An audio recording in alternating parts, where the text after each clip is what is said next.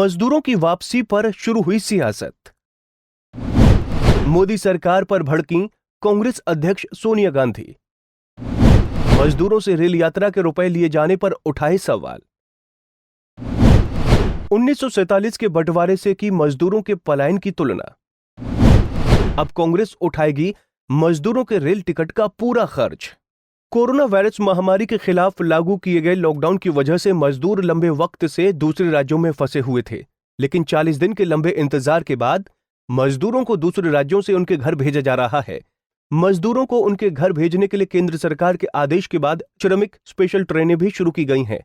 हालांकि केंद्र सरकार ने रेल किराए का सारा खर्च मजदूरों से वसूलने का फैसला लिया है। इस मामले को लेकर राजनीतिक बयानबाजी तेज हो गई है। सपा अध्यक्ष अखिलेश यादव के बाद अब कांग्रेस अध्यक्ष सोनिया गांधी ने भी सरकार के फैसले को लेकर सवाल खड़े किए हैं। कांग्रेस ने फैसला किया है कि प्रत्येक राज्य की कांग्रेस कमेटी प्रत्येक जरूरतमंद श्रमिक और प्रवासी मजदूर की रेल यात्रा के लिए लागत वहन करेगी और इस संबंध में आवश्यक कदम उठाएगी। कांग्रेस अध्यक्ष सोनिया गांधी के हवाले से जारी किए गए बयान में इस बात की पुष्टि की गई है। कांग्रेस अध्यक्ष सोनिया गांधी ने कहा कि श्रमिक और कामगार देश की रीढ़ की हड्डी हैं। उनकी मेहनत और कुर्बानी राष्ट्र निर्माण की नींव है। सिर्फ 4 घंटे के नोटिस पर लॉकडाउन करने के कारण लाखों श्रमिक और कामगार घर वापस लौटने से वंचित हो गए। उन्होंने कहा कि 1947 के बंटवारे के बाद देश ने पहली बार ये दिल दहला देने वाला मंजर देखा कि हजारों श्रमिक और कामगार सैकड़ों किलोमीटर पैदल चलकर घर वापसी के लिए मजबूर हो गए। न राशन, न पैसा, न दवाई, न साधन, पर केवल अपने परिवार के पास वापस गांव पहुंचने की लगन। उनकी व्यथा सोचकर ही हर मन कांपा और फिर उनके दृढ़ निश्चय और संकल्प को हर भारतीय ने सराहा भी। उन्होंने कहा कि देश और सरकार का कर्तव्य क्या है। आज भी लाखों श्रमिक और कामगार पूरे देश के अलग अलग कोनों से घर वापस जाना चाहते हैं, पर न साधन है और न पैसा। दुख की बात यह है कि भारत सरकार और रेल मंत्रालय इन मेहनत कशों से मुश्किल की इस घड़ी में रेल यात्रा का किराया वसूल रहे हैं। श्रमिक और कामगार राष्ट्र निर्माण के दूत हैं। जब हम विदेशों में फंसे भारतीयों को अपना कर्तव्य समझकर हवाई जहाजों से निःशुल्क वापस लेकर आ सकते हैं, जब हम गुजरात से केवल एक कार्यक्रम में सरकारी खजाने से 100 करोड़ रुपए ट्रांसपोर्ट और भोजन इत्यादि पर खर्च कर सकते हैं, जब रेल मंत्रालय प्रधानमंत्री के कोरोना फंड में 151 करोड़ रुपए दे सकता है, तो फिर तरक्की के इन ध्वजवाहकों को आपदा की इस घड़ी में मुश्किल रेल यात्रा की सुविधा क्यों नहीं दे सकते।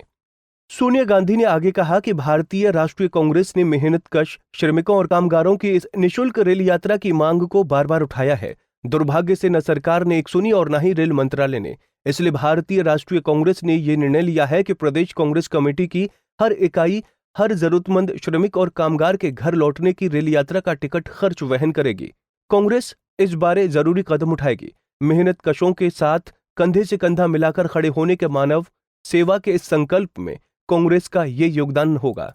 वहीं मोदी सरकार पर निशाना साधते हुए कांग्रेस नेता सुप्रिया श्रीनेत ने कहा, दुख की बात यह है कि भारत सरकार और रेल मंत्रालय इन मेहनत कशों से मुश्किल की घड़ी में रेल यात्रा का किराया वसूल रहे हैं। श्रमिक और कामगार राष्ट्र निर्माण के दूत हैं। कांग्रेस अध्यक्ष श्रीमती सोनिया गांधी जी ने सभी कांग्रेस की इकाइयों को, सभी प्रदेश कांग्रेस कमेटियों को ये निर्देश जारी किया है कि जो माइग्रेंट लेबर, जो श्रमिक दूर दराज इलाकों में फंसे हुए हैं और घर वापस आना चाहते हैं, उनकी रेल यात्रा का खर्चा कांग्रेस कमेटियां वहन करेंगी। ये एक ऐतिहासिक निर्णय है। इसकी जितनी सराहना करी जाए उतनी कम है। ये दिखाता है कि वो संवेदनशील हैं और वो श्रमिकों की समस्याओं को समझती हैं। ये इसलिए भी जरूरी है क्योंकि सरकार कहीं ना कहीं अपनी जिम्मेदारी से मुंह फेर कर बैठी हुई है। सरकार विदेश में फंसे हुए लोगों को मुफ्त में हवाई जहाज से ला सकती है। ट्रंप के बड़े इवेंट पे 100 करोड़ रुपए खर्चा कर सकती है, पानी की बोतलों पर और लोगों को गाड़ियों में भर भर कर ले जाने पर। सरकार की जो रेल मंत्रालय है वो 151 करोड़ रुपए डोनेट कर सकता है पीएम फंड में, लेकिन श्रमिकों से पैसे अलग से लिए जा रहे हैं उनको घर पहुंचाने के लिए। अरे ये श्रमिक गरीब हैं, बेरोजगार हो चुके हैं, इनके पास पैसे नहीं है, इनकी समस्या को समझिए। मुझे गर्व है सोनिया गांधी जी के निर्णय पर और मैं आशा करती हूं कि हर कांग्रेस प्रदेश कमेटी इसका निर्धारित पालन करेगी और हर श्रमिक अपने घर लौटेगा। गौरतलब है कि 24 मार्च को जब लॉकडाउन लागू हुआ था तब लाखों की संख्या में मजदूर जहां पर थे वहां पर ही फंस गए थे। उसके बाद अब करीब 14 दिन के बाद उन्हें घर जाने की इजाजत मिली है। राज्य सरकारों के निवेदन पर केंद्र सरकार ने इसके लिए स्पेशल ट्रेन की मंजूरी दी है। महाराजगंज से गुलाम गौस के साथ bureau report, Punjab Kesari TV.